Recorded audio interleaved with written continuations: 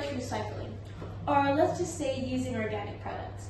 Good morning everyone, my name is Merciful and Temaluru from SMA Takrita 1, and I stand here today to deliver my speech about individual versus systematic responsibilities. Now, to all my teenagers out there, did you ever feel like you were pressured to live a zero-waste lifestyle? Or to the ones who's already living it, it must feel great. But do you still feel the pressure? Just from the world not changing even though we tried our best? No, not quite exactly. Isn't it a little unfair that us teenagers are pressured to live a zero-waste lifestyle when there's literally hundreds of companies who are the reason for 71% of global emissions? Now, moving on to my first point.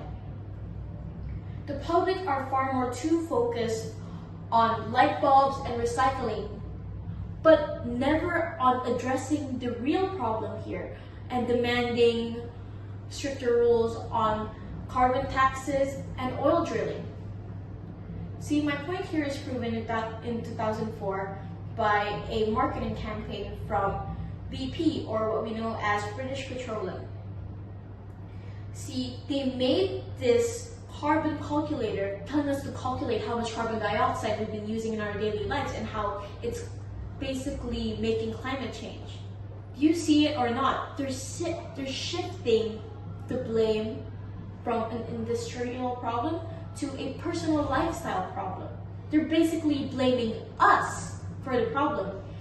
You can see this happen over and over again. It's been a pattern to blame society and us as teenagers than actually stating the real problem just to distract us from it. But does that mean we have to stop living the zero-waste lifestyle? Of course not. Living this zero-waste lifestyle, and especially starting young, can build personal habits that can eventually build culture of accountability and demand markets to sell more green products that's eco-friendly. We're basically taking baby steps, starting from ourselves and eventually influencing others and the future generation to do this. But then, isn't it not worth it if we're the only ones taking action and the government isn't taking action at all? What I'm trying to say is, it's just like trying to get to a problem without actually starting with the source. To stop it, you need to go to the source. It's like a teenager stopping using a plastic fork for the rest of his life.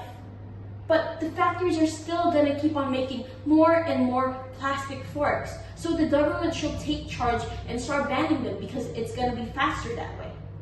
Now, remember all those organic products I was talking about? Are you sure they're all organic? There's such thing called as greenwashing.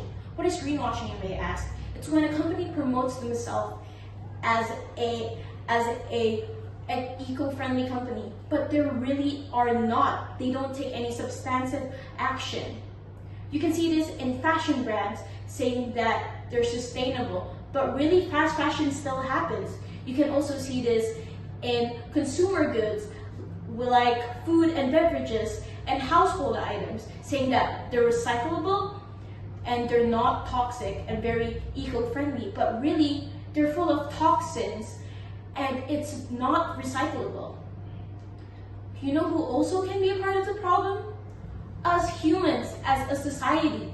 We can be a huge part of the problem with such thing as moral licensing, thinking we should be rewarded for doing a good deed, like for example recycling, but then ending up littering. So to end my speech here, I would like to say that our Earth can't fix itself. We need to start taking action, starting with ourselves. So us as a teenager, our role is to start living a zero-waste lifestyle, to influence others, while the government should also take charge. It is important for us to take charge for a better future and make our world a better place. How long is it going to take? It could take us about 20 years, but starting from now on could be amazing. Thank you for my speech.